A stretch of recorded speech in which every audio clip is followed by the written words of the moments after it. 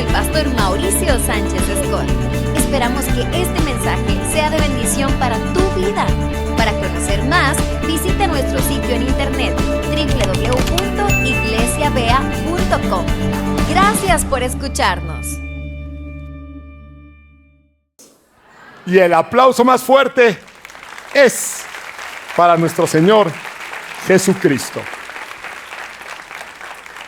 Hay una frase muy famosa, se la atribuye a Sócrates. Todos la hemos escuchado, que dice: conócete a ti mismo. Y a veces no reflexionamos. Yo recuerdo cuando en una ocasión leí Conócete a ti mismo, que bueno, pues es el principio a toda una corriente filosófica. Y yo leí, bueno, conócete a ti mismo, me voy a conocer. Y luego si me conozco y me caigo mal,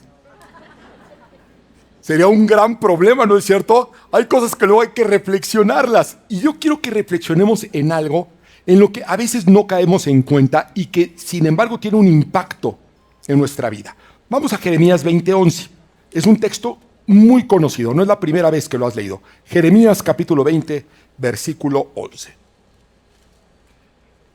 Mas Jehová está conmigo como poderoso gigante. Ahí nos vamos a detener. Es una declaración espectacular. Dios está conmigo como poderoso gigante. Evidentemente la intención de Dios al inspirar ese versículo es saber que Él está presente para bendecirnos, para protegernos, para que sepamos que estamos seguros en nuestro caminar. Ese es el propósito, y para ese propósito usa una ilustración, la ilustración de un gigante, para que eso evoque algo en nuestra mente. Y aquí es donde quiero que reflexionemos juntos. Cuando tú te imaginas a ese gigante que te está protegiendo, ¿dónde lo ubicas? O sea, Dios está con nosotros. Sabemos que Dios es omnipresente, pero finalmente cuando dice estoy como poderoso gigante, o cuando dice soy el león de Judá, pues si nos imaginamos a un león, y aquí nos imaginamos a alguien enorme protegiéndonos, alguien como de seguridad. ¿Dónde lo ubicas? Quizá nunca has pensado en eso, pero ¿dónde lo ubicas? O sea, yo estoy aquí y Dios está conmigo y es un poderoso gigante. ¿Ese gigante está a mi lado? ¿Ese gigante va a estar atrás de mí cuidándome las espaldas? ¿O ese gigante va delante de mí? Algunos pensarán que va delante, otros quizá, porque si nosotros vemos esa gente que luego tiene equipos de seguridad, hay ocasiones donde salen ellos y atrás está el equipo de seguridad, ¿no es cierto? A veces salen rodeados y a veces sale adelante la seguridad y luego sale la persona. ¿Tú cómo conceptualizas a Dios? Cubriéndote, atrás de ti o delante de ti. Entonces, bueno, eso es importante, es muy importante, creo yo. Hay una gran diferencia en la forma en la que tú lo conceptualizas. Hay gente que va a evocarlo atrás, hay gente que lo va a evocar delante. Vamos a hacer una nota mental, vamos a dejar esto en pausa, porque vamos a regresar a ello más adelante. Por lo pronto, vamos al Evangelio de Juan, donde hay una historia, Juan capítulo 11, muy conocida por todos. Es la historia de Lázaro. Lázaro era un amigo íntimo de nuestro Señor Jesucristo que enferma. Mandan a llamar a Jesús. Jesús se toma un tiempo y finalmente llega aparentemente tarde. Lázaro ya llevaba 4 días de muerto. Las hermanas están desconsoladas. Jesús le dice: si crees, verás la gloria de Dios. Manda a remover la piedra de la cueva en la que estaba Lázaro sepultado. Y bueno, nos enseñan desde niños estas famosísimas palabras de nuestro Jesucristo, que a gran voz grita: Lázaro, levántate y anda. ¿No es cierto? Bueno, no es cierto. Jesús no dijo eso.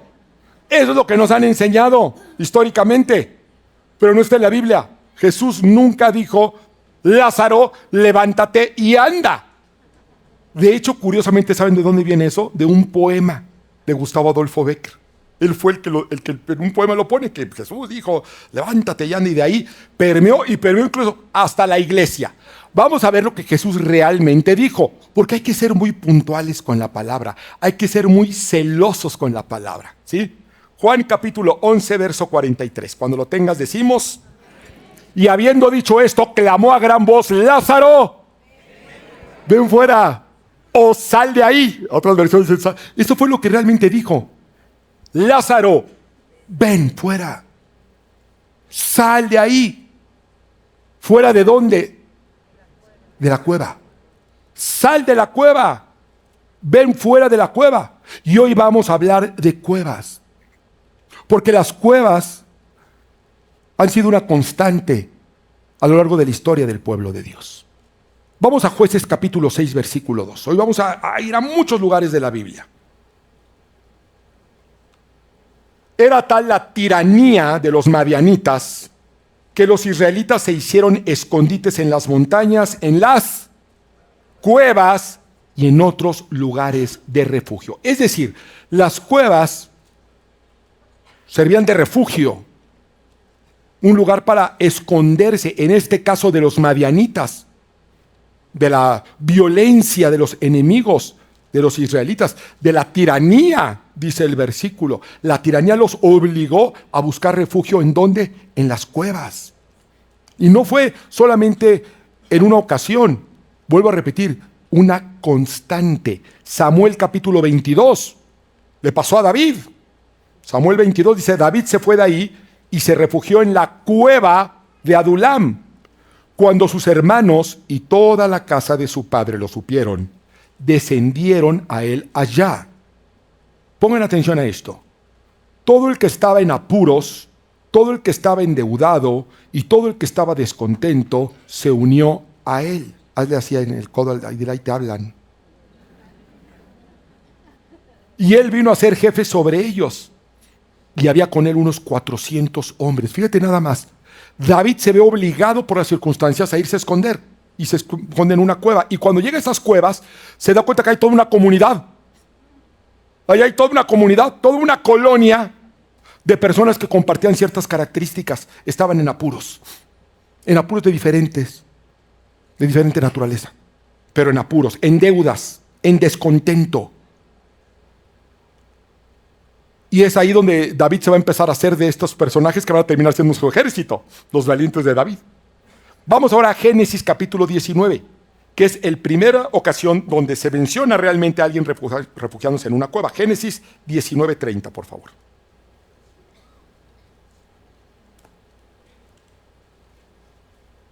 Cuando lo tengas decimos, subió Lot de Zoar y habitó en los montes, y sus 2 hijas con él, pues tenía miedo de quedarse en Zoar, y habitó en una cueva él y sus 2 hijas. Aquí fue el miedo. Aquí fue el miedo el que va a empujar a Lot a una cueva. Pero Lot no solamente traía miedo, traía duelo, traía luto. Su esposa había muerto, se convirtió en sal. Había perdido todo. Dios mandó juicio sobre Sodoma y Gomorra. Lot escapa con sus hijas, pero dice que tenía miedo de vivir en Zoar. Entonces él va con su miedo y con su luto a una cueva. Así que vemos en la Escritura que la tiranía, el miedo, las deudas, la tristeza, llevan al pueblo de Dios a cuevas. Sucedió en el pasado y creo que sigue sucediendo en el presente. A muchos el miedo, la violencia, la crueldad, la tiranía, el maltrato, las depresiones, los llevan a cuevas, no a cuevas físicas, sino emocionales. Cuevas donde nos escondemos ante el fracaso, ante las tristezas, ante las pérdidas, ante el rencor. Y el problema de las cuevas es que se pueden convertir fácilmente en una tumba. Por eso en la antigüedad las tumbas eran cuevas. No hace muchos años descubrieron en Israel unas cuevas del periodo del levantamiento de los macabeos. Cuando se tuvieron que refugiar en cuevas, ellos se rebelaron en contra del Imperio Romano. El Imperio Romano los aplastó, entonces fueron a esconderse. Pero los romanos detectaron dónde estaban escondidos. Y ni siquiera fue necesario que fueran a matarlos.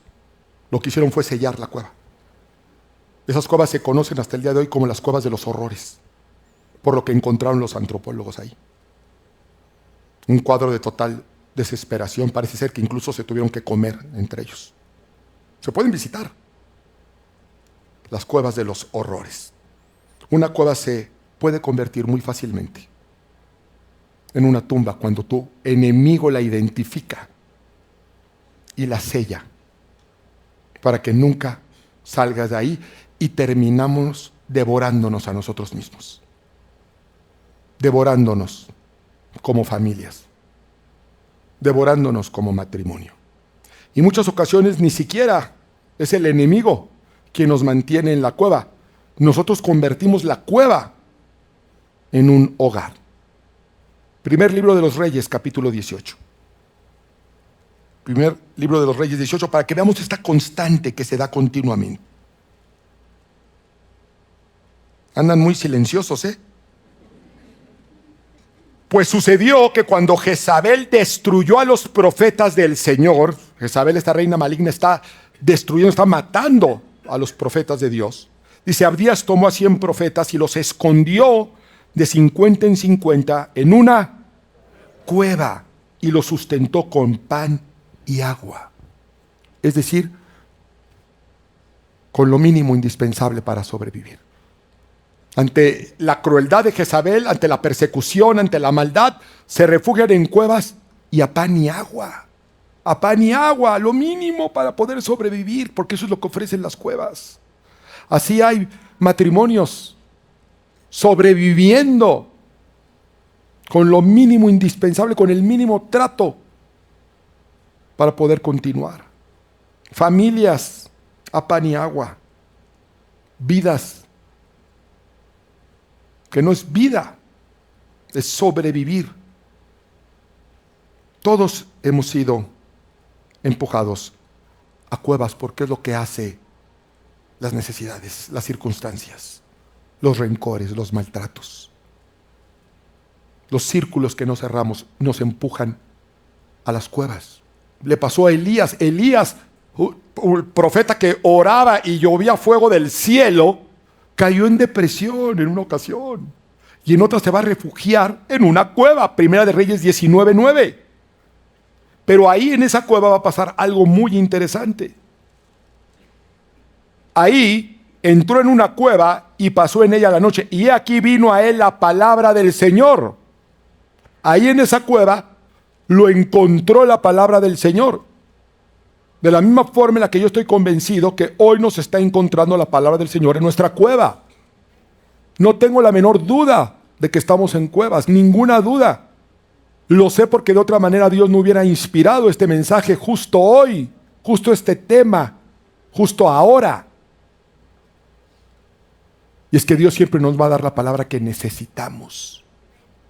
Así que dice, entró a una cueva, pasó en ella la noche y vino a él la palabra del Señor. Y el Señor le dijo, ¿qué haces aquí, Elías? ¿Qué estás haciendo en esta cueva? Este no es un lugar para un profeta, porque un profeta en una cueva es lo mismo que un profeta muerto. Yo te he levantado, te he sustentado, te he capacitado, te he ungido para que seas profeta, no para que termines en una cueva. Una cueva puede servir en un momento, servía en la antigüedad, cuando estabas en una batalla y eras herido, no podías seguir peleando. Muchos iban a cuevas. Y ahí sanaban, pero era para sanar y salir, no para quedarse, no para hacer de la cueva una habitación.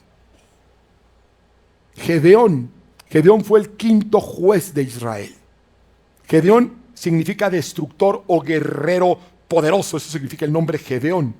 Pero hubo muchas ocasiones, bueno, en realidad cuando Gedeón aparece, no aparece en la Biblia como un guerrero poderoso, ni como un gran destructor, sino como un hombre lleno de temor, lleno de miedo. De hecho, estaba en un lagar, en un pozo, dice, por miedo a los madianitas. Estaba trabajando, limpiando el trigo, sumido en un pozo. Y ahí el Señor le va a hablar. Vamos a este episodio maravilloso. Jueces capítulo 6. Jueces capítulo 6, a partir del versículo 12. Gedeón, este hombre que fue llamado por Dios para ser juez de Israel, con un nombre poderoso, con un destino glorioso, se encuentra lleno de temor, escondido en un pozo por miedo a sus enemigos. Y ahí sucede esto. Jueces 6:12. ¿Lo tenemos? Cuando el ángel del Señor apareció ante Gedeón, le dijo: el Señor está contigo, valiente guerrero. Yo creo que Gedeón dijo: ¿a quién le habla? Volteó a ver a quién le hablaba, porque él no era un valiente guerrero. Él era un israelita cobarde. Pero Dios no ve las cosas como nosotros las vemos. Dios ve propósito y destino. Y le dice: el Señor está contigo, valiente guerrero. Y mira la respuesta de Gedeón. Porque yo estoy seguro que nosotros hemos pensado esto mismo que Gedeón dijo. Quizás nosotros no se lo hemos dicho al Señor, o que tal vez sí, pero estoy seguro que lo hemos pensado. Pero Señor, verso 13, respondió Gedeón: si el Señor está con nosotros, ¿cómo es que nos sucede todo esto? ¿Dónde están todas las maravillas que nos contaban nuestros antepasados cuando decían: el Señor nos sacó de Egipto? La verdad es que el Señor nos ha desamparado y nos ha entregado en manos de Madián. No es que Dios te ama, es que en Cristo somos más que vencedores. Y quizá te has preguntado: ¿y si Dios me ama tanto? ¿Y si en Cristo soy más que vencedor? ¿Por qué estoy como estoy?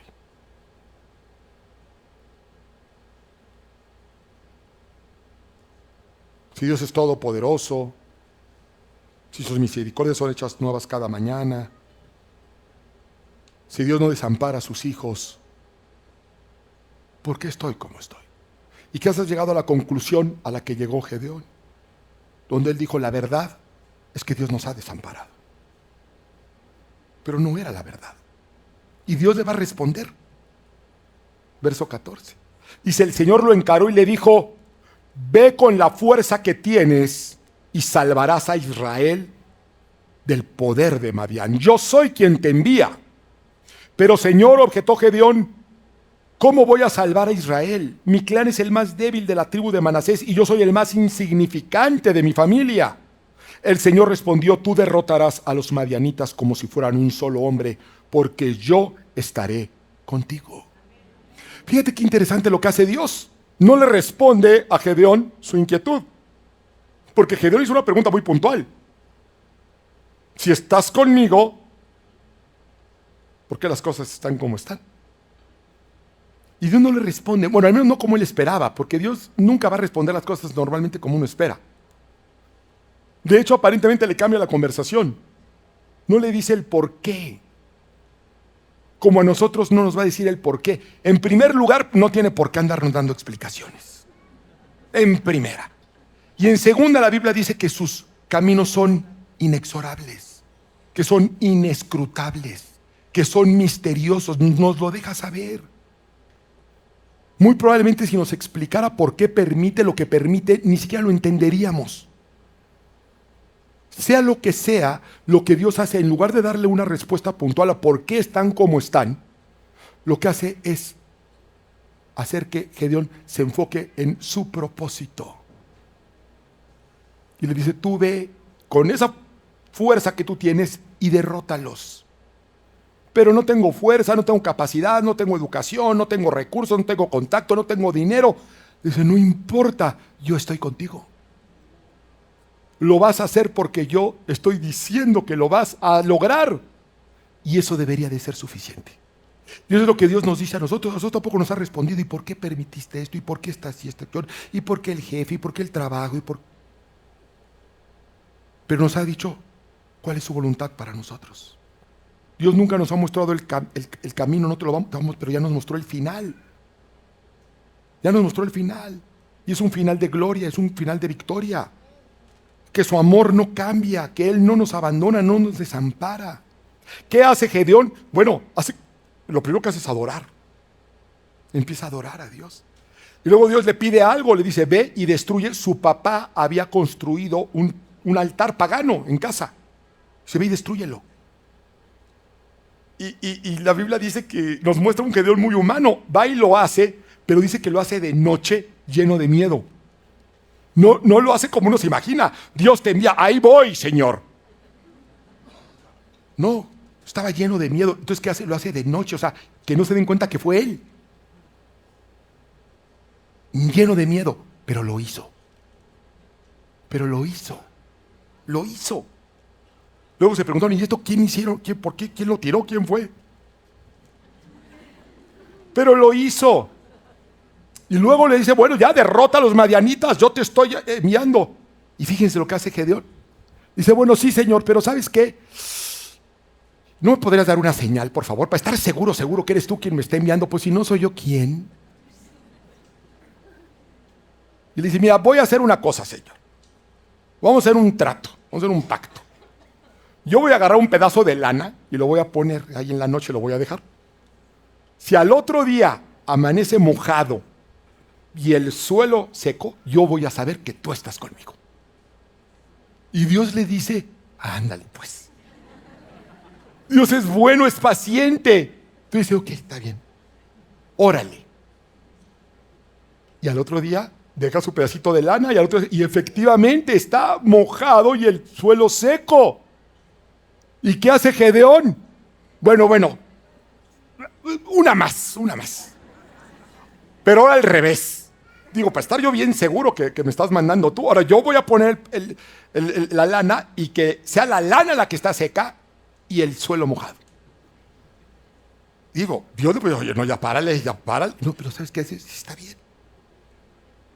Necesitas señales de que yo estoy contigo, te las voy a dar. Y así sucede. Y aún así va a seguir necesitando pruebas de que Dios estaba con él. Se parece a nosotros. Nosotros le hemos pedido señales a Dios y Dios nos ha respondido y le hemos pedido más y más y más señales, porque el problema no son las señales de Dios, sino nuestra falta de fe, nuestra incredulidad, porque Dios nos ha dado señales suficientes. Cada vez que estamos a punto de desfallecer, cada vez que estamos a punto de perder la fe, Dios hace algo. Y lo sé porque aquí seguimos, a pesar de los pesares. Aquí estamos en la casa de Dios buscando palabra de parte de Dios. ¿Por qué? Porque Él nos ha sostenido, a pesar de nuestra incredulidad. Finalmente, en un momento, por una razón que solamente Gedeón tendrá en su corazón, acepta una palabra profética. No es la primera que tenía, pero fue la última que necesitó. Y ese día él abraza esa palabra profética. Dice, lo voy a hacer, lo voy a lograr. Y reúne al ejército y dice, vamos a vencer a los madianitas y lo vamos a vencer como Dios dice. Así que ustedes, y esto es maravilloso, dice, imítenme. Verso 17 del capítulo 7. Dice, miradme a mí y haced como hago yo. He aquí que cuando yo llegue al extremo del campamento, haréis vosotros como yo hago. Es decir, Gedeón hace algo que ahora sí es muy valiente. Se va a usar de ejemplo. Por primera vez. Va a decir, síganme a mí, imítenme a mí. Vamos a conquistar. Dios ya me dijo cómo. Así que lo que van a hacer es, yo voy a agarrar una trompeta. Fíjense más cómo va a ir a la batalla el hombre. En lugar de agarrar una lanza, agarrar espadas, agarra una trompeta. Y agarra unas vasijas. Y agarra unas antorchas. Y se amarra las vasijas a la cintura y pone la antorcha en la vasija. Y va con la trompeta. Y cuando yo toque la trompeta, ustedes detrás de mí. Órale, pues en todos. Yo más parecía que iban a ir a Garibaldi que a una guerra. Pero todo tiene un porqué. La trompeta claramente es una tipología de la adoración. ¿Cuántas veces no se habla de vasijas vacías? Que Dios las va a llenar sobrenaturalmente, ¿no es cierto? Y la antorcha, la misma Biblia dice que la palabra de Dios es una antorcha para nuestros pies, una lumbrera a nuestro camino. Así que parecía que iba desarmado, pero realmente iba armado hasta los dientes. Y con la espada de doble filo que penetra hasta partir el alma y el espíritu, que es esta palabra. Esta palabra es nuestra arma con la que vamos a derrotar. Y esta palabra es la que te dice que Dios no te hizo para vivir en una cueva, con la cabeza como avestruz, sino al contrario, que te puso por cabeza. Es la palabra la que te dice que eres bendito en el nombre de Jesús, que Dios te ha favorecido, que eres liberto, que eres santificado, que eres justificado, que eres amado, que eres hijo, que eres hija del Dios Altísimo. Pero tienes que salir de esa cueva. Tienes que salir de la cueva. Hay gente atrapada en esa cueva de divorcio, de desconfianza, mentiras, duelo, dolor, fracaso, vergüenza, culpa. Y llevan la vida a pan y agua. Esa no es la voluntad de Dios. Esa no es la voluntad de Dios. Y te había pedido que hicieras una nota mental en que cómo conceptualizabas ese versículo de que Dios está contigo como un poderoso gigante. Detrás de ti, al lado de ti, delante de ti. En realidad en la Biblia hay algunas veces donde se menciona que Dios va cuidando nuestra retaguardia. Hay otras ocasiones donde se menciona que va y nos rodea. Pero el 99% de las situaciones donde Dios se ubica, y en todas las veces que sucede en el Nuevo Testamento, dice la Escritura que Dios va delante de nosotros. Dios va delante, Dios no va atrás ni va a nuestro lado. Déjame mostrarte unos ejemplos de Deuteronomio 31. Y Jehová va delante de ti, Él estará contigo, no te dejará ni te desamparará, no temas ni te intimides. Éxodo 13:21, y Jehová iba delante de ellos, de día en una columna de nube para guiarlos, y de noche en una columna de fuego para alumbrarles. Isaías 45:2, yo iré delante de ti y enderezaré los lugares torcidos. Y Jesús mismo, hablando acerca del buen pastor, va a decir, y cuando el buen pastor ha sacado fuera todas las propias, va delante de ellas, y las ovejas le siguen, porque conocen su voz. ¿Y por qué esto es tan importante? ¿Qué tiene que ver? Tiene mucho que ver. Porque es verdad que Dios ha trabajado en nuestro pasado, en nuestro presente y en nuestro futuro. Pero si yo estoy en una cueva, si yo estoy en una problemática, y fíjate la importancia de cambiar la perspectiva, de entender las cosas, porque por eso están escritas. Si yo estoy en una problemática aquí, hoy, y leo, Dios está conmigo como poderoso gigante, Dios te sustenta, Dios te protege, Dios es tu auxiliador, y yo conceptualizo que está atrás de mí, estoy esperando que Dios venga a rescatarme, porque yo estoy aquí y Dios está detrás de mí. El ataque vino, el ataque lo estoy sufriendo, pero Dios viene al rescate, que gloria a Dios. Pero si lo vemos de la otra forma, que Dios va delante de nosotros, y yo estoy en una problemática aquí que me impide a dar un paso hacia adelante por miedo, por necesidad, porque siento falta de capacidad. Y ese poderoso gigante, yo sé que va delante de mí, quiere decir que ese camino, ese paso que yo dé para adelante, es un terreno ya conquistado por Él. Que ya no lo tengo que pelear yo. Él ya lo peleó por mí. Nosotros no tenemos que esperar a que Cristo venga y nos rescate. Ya nos rescató hace 2000 años. Y nos está diciendo, yo voy delante de ti. Estoy enderezando tu camino. Mucha gente está esperando ahí, por eso no se mueve. Dicen, yo no me muevo de aquí hasta que me rescaten. No. Dios va delante de ti como un poderoso gigante. Ese camino ya está allanado. Esa guerra ya fue conquistada. Gedeón llegó con sus vasijas y con sus antorchas. Y se creó tal confusión, Dios creó tal confusión en el campo enemigo que se mataron entre ellos solos. Ellos no tuvieron que pelear. Josué fue muy similar. La instrucción ante la ciudad más complicada fue simplemente den vueltas alabando al Señor. ¿Quién tiró los muros? El Señor. Ellos realmente no tuvieron ni que pelear. Quien pelea nuestras peleas es el Todopoderoso. Y Dios te está diciendo hoy que salgas de esa cueva. Por eso cuando Jesús llegó a la cueva donde estaba Lázaro, lo primero que hizo fue inyectar fe en las hermanas, que estaban totalmente desoladas y con razón. Yo no sé qué estés viviendo tú, pero no hay más esperanza que en lo que estaban viviendo ellas. Su hermano ya estaba muerto. Y llevaba 4 días, ni siquiera uno. Como si llevara uno estuviera menos muerto. Está igual de muerto. Está igual de muerto. Uno que lleve un día, que lleve 100 años. Pero bueno, en nuestras ideas, puede decir, bueno, se acaba de morir. Pero Jesús le dice, si puedes creer, te lo he dicho. Te lo he dicho, le dice. Si puedes creer, verás la gloria de Dios. ¿Dónde está? Está ahí. Y Jesús hace algo muy importante. Dice, quiten la piedra. Él no la quitó, Quiten la piedra. Él no la quitó porque en primer lugar, él no la puso. Para empezar. Pero la podría quitar. Pero Dios es Dios de imposibles. Dios va a hacer lo imposible en tu vida. Lo posible lo vas a hacer tú. Tú vas a hacer lo posible. Por eso dice, quiten la piedra. Y era una piedra pesada, tan pesada como la piedra del rencor. Tan pesada como la piedra de la codicia. Tan pesada como la piedra de la culpa. Pero tienes que removerla. Y es entonces cuando Él va a decir, Lázaro, sal fuera. Tampoco fue por Lázaro y lo sacó, Simplemente dio la orden. Lázaro, sal de esa cueva.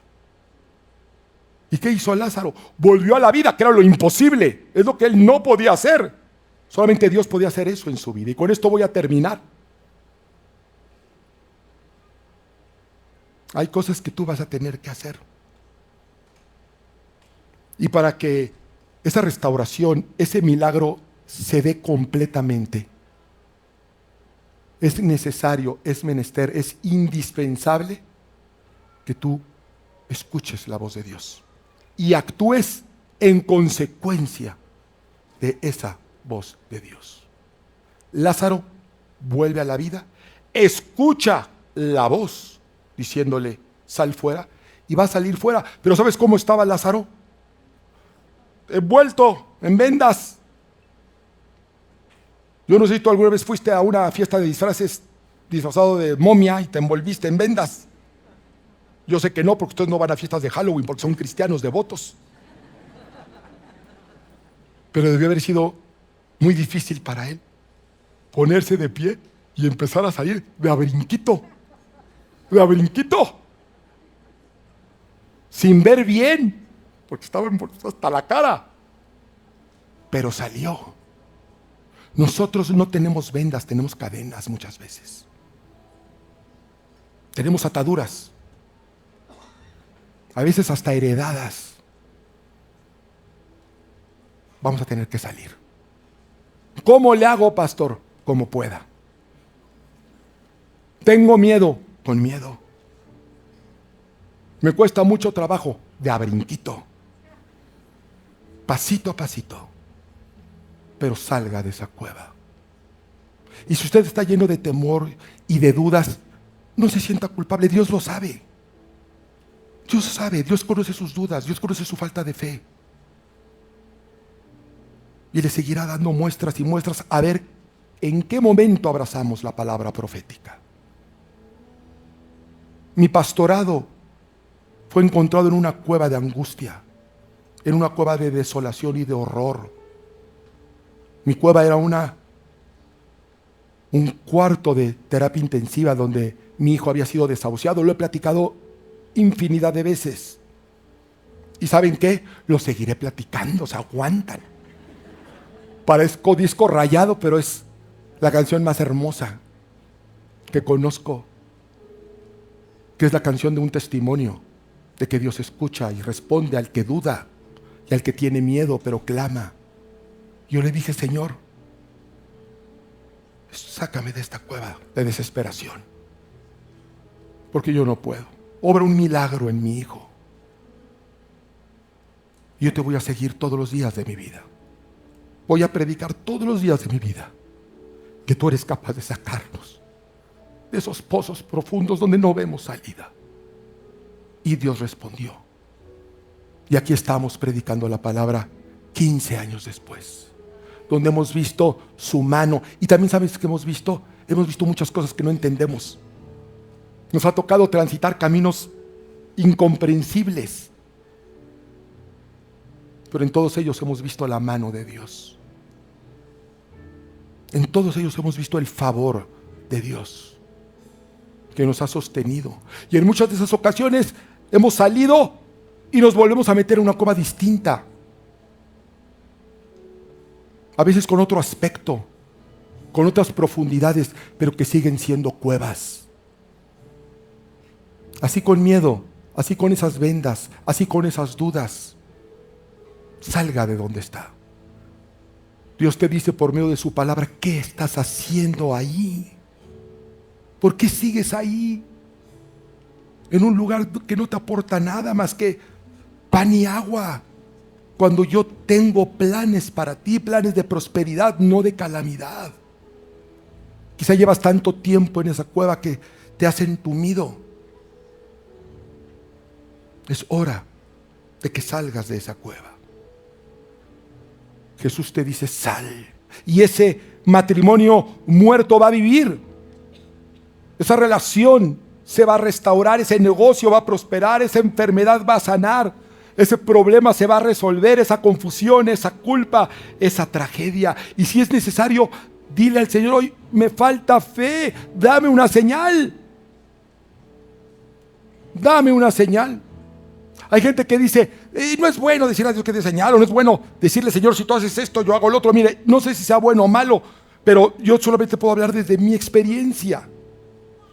Y mi experiencia es que en el momento de desesperación más absoluta, yo le dije al Señor, Señor, escúchame, obra poderosamente y yo te voy a seguir. Y Dios obró.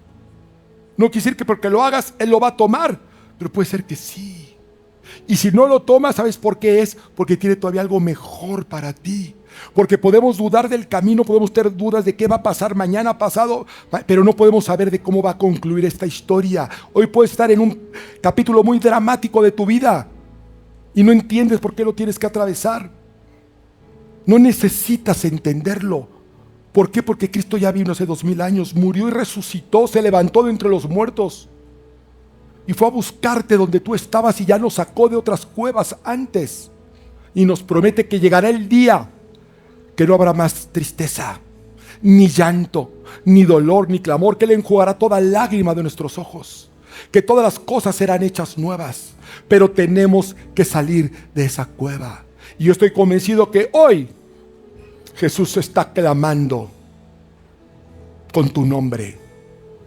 No Lázaro, sino está diciendo Mauricio, Fernando, Gabriela, Sandra, Verónica, Pedro, ¿qué estás haciendo ahí? Iglesia, levántate y sal de ahí. Que Dios nos bendiga.